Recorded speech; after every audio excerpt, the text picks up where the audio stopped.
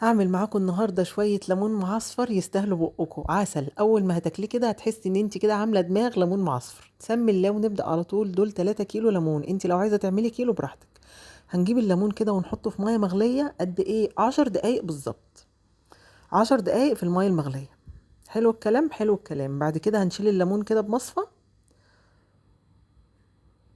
وهحطه بقى في المطبخ في ميه لمدة 3 ايام او يومين. كل ما تيجي داخله المطبخ تغيري عليه 3 4 5 مرات لحد ما تدوقي الميه كده تحسي المراره راحت، يعني من يومين لثلاثه. وميه الليمون اللي سلقنا فيها الليمون دي مش هنرميها، هقول لكم في اخر الفيديو هنعمل بيها حاجه حلوه قوي تحفه. هجيب جزريه كده وابشرها، بوريكم بصوا الليمونه كده بعد اليومين كده وبعد السلقه طريت ازاي. بنعمل فيها كده علامه اكس بس مش لغايه الاخر، يعني لغايه كده نصها 3/4، عشان الليمونه كده اما تتحط في البطرمان ما تفتحش خالص. كل الكميه بهذا الشكل. خلاص خلصنا كده الليمون. جبت معايا كوبايه ونص ملح خشن. ملح خشن ليه؟ عشان ملح الخشن بيحافظ على الحاجه، ما بتخليهاش تتهري.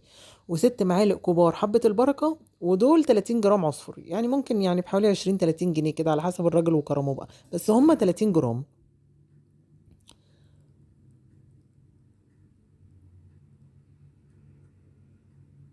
خدت معلقتين بس من الملح، وخدت الجزر وحبه البركه والعصفر كله. ونحشي بقى الليمون بالخلطه الجهنميه دي. لو ملح عادي شغال برضو مفيش مشكله، بس الملح الخشن افضل عشان زي ما قلت لكم كده ما بيهريش الحاجه. حشينا بقى الليمونه بالخلطه الجهنميه دي. فين الليمونه حلوت كده اما اتحشت. واخلصها كده كلها بنفس الشكل. ده بقى محلول الميه اللي هنخلي فيه الليمون. مهم قوي الميه تكون مغليه ومتبرده، عشان هو ده السبب الاساسي اللي بيخلي المخلل يبوظ.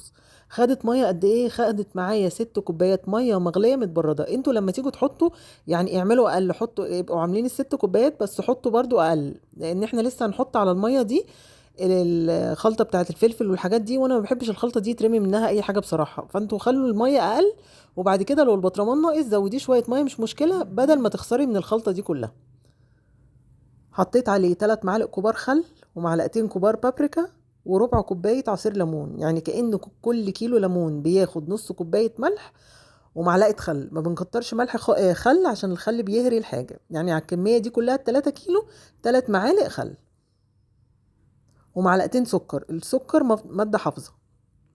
بصوا بقى الخلطه الروعه دي بقلبها كده، عشان كده بقول لكم حطوا ميه اقل عشان ما تخسروش حاجه من الخلطه. البطرمانات طبعا كالعاده، بس لو حد ما شافش الفيديوهات قبل كده، بنحطها في الفرن وهي لفوق كده على 180 5 دقايق. لو البطرمانات بلاستيك هتحطي فيها شويه خل ترجيهم كده شويه وتفضيهم، وكده تبقى اتعقمت تستعمليهم على طول.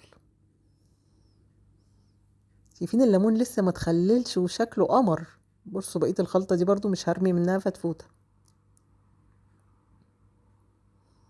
ممكن برضو بدل الفلفليتين الحمر دول تحطوا من هريسة الشطة اللي احنا عملناها. حطيت برضو كام قرن فلفل كده حراق لعشاق الحراق.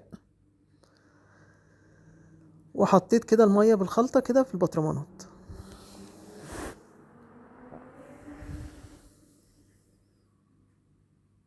وبحط برضو فوق الوش زيت عشان يحفظ ما يعملش اي بكتيريا ولا اي حاجة. احنا كده كده غاليين المية مش هيحصل اي حاجة، بس احتياطي برضو بنحط شوية زيت. قفلت كده البطرمانات. وميه الليمون بقى اللي قلت لكم عليها في اول الفيديو، ميه الليمون دي كنز. ميه الليمون دي طلعت معايا ازازتين، ازازه احطها في المطبخ والتانية في الحمام. بتاعه المطبخ احنا لما بنيجي نغسل مواعين كده بنحط طبق فيه شويه صابون مواعين وشويه ميه وشويه خل. بدل بقى الميه اللي من الحنفيه هتحطي دي، هتحسي كده بتخليلك المواعين بتلمع. الازازه التانية بقى دي في الحمام. اي حد عنده قشره وهيستعملها هيدعي لي. بعد ما تغسلي شعرك كده، بعد ما تاخدي شاور كده بالشامبو وتغسلي راسك كويس، في الاخر خالص اشطفي راسك بالميه دي. تحسي كده ان فروه راسك بتتنفس، وانسي القشره. يعني كل معظم شامبوهات القشره مقاطعه، لا انت جربي ميه الليمون دي. يعني اي حد عنده قشره حقيقي بصوا هتمحي القشره كده من شعره، وهتحسوا زي ما قلت لكم كده فروه الراس بتتنفس. وصفه حلوه قوي، جربوها واكتبوا لي رايكم في التعليقات.